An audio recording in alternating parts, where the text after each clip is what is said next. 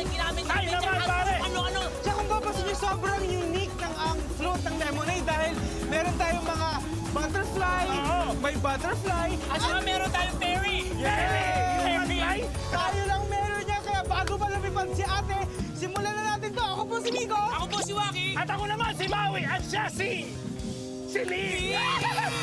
Para sa pinaka-pogi! Pinakamasaya. Pinakamakulay na show sa TFC ang Kabayan Tambayan!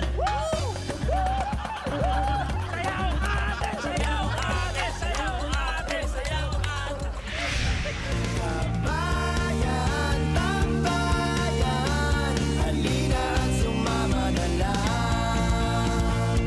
Kabayan, tambayan, marami ang tawanan, hindi maubos ang kasiyahan.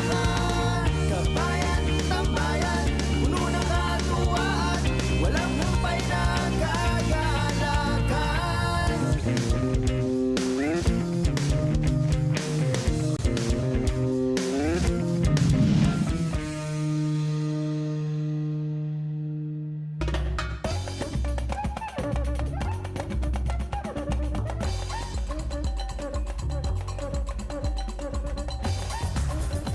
Kita-kita niyo naman kung gaano kaganda ang mga flow dito at sa dami ng taong dumadalaw dahil nga kilalang kilala ang piyestang ito para sa pagpapakita nila ng galing nila sa paggawa ng float using flowers. Oo. Kung kita nyo naman ha, iba't ibang variety ng mga Ang flowers na dami-daming flowers dito. Merong moms! Ano ba? Aratiles. Aratiles. Aratiles, hindi. Nga, ay!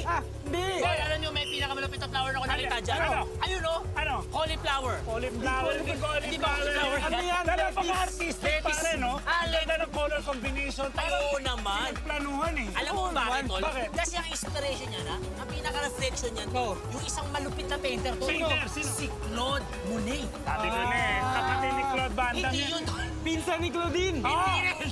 Ano ba kayo? Painter siya, Tol. Malupit. Oh, kaya mo sa magaling? Oh, speaking of Oh. malupit Oh. ito meron naman tayong malupit na challenge mula sa katambayan natin na si Francis Pega. Oy, si Dito Francis. lang sa Kaya Mo Ba To?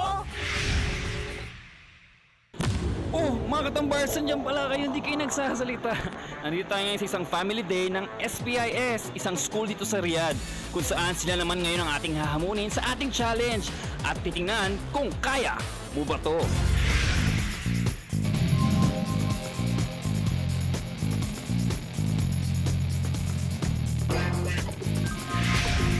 Yes mga katambars, ang ninang challenge natin ngayon ay i-blow mo ang egg challenge with a twist.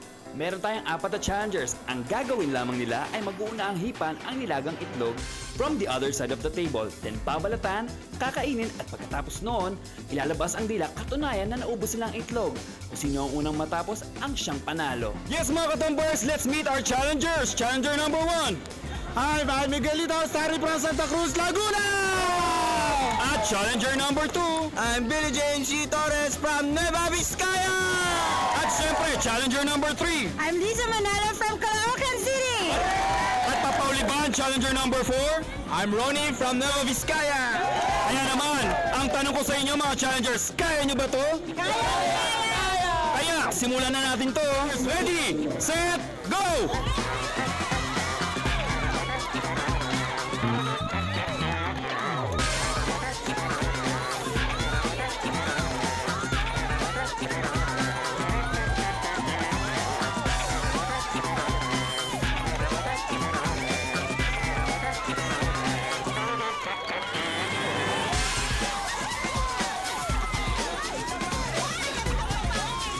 Yes mga katambars, kitang-kita naman kung sinong nanalo. Si Teacher Lisa!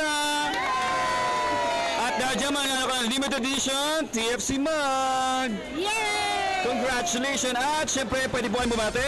Binabati ko yun si Syra Lee, si Sherin, si JL, sa lahat na nasa Pilipinas. Bye! Yes naman! At syempre, hindi naman uwing luha ng ating ibang challenges, pwede kayong bumati!